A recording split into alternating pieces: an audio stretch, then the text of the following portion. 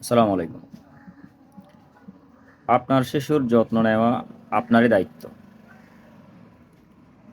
আপনার শিশু ৬ মাস পর থেকে আপনি বুকের দুধের পাশাপাশি অন্যান্য খাবার একটু দিচ্ছেন। ভালো কথা। আপনি খাবারগুলো কিরকম দিচ্ছেন সেটাও একটা বিষয়। তারপর গিয়ে আপনার ২ বছরের পর থেকে বা ১ বছরের পর থেকে অনেকে আছে দোকানের চিপস, চানাচুর, কেক, চকলেট এগুলো খাওয়াই থাকেন। আসলে শিশুর জন্য দোকানের সব খাবার, চকলেট জাতীয় খাবার, চিপস বলেন, কেক বলেন, সবকিছুই কিন্তু বিপজ্জনক। তাহলে আপনার শিশুর যত্ন আপনারই দায়িত্ব। আপনি আপনার শিশুকে যদি এগুলা খাওয়ান, তাহলে আপনি শিশুর ক্ষতি করতেছেন।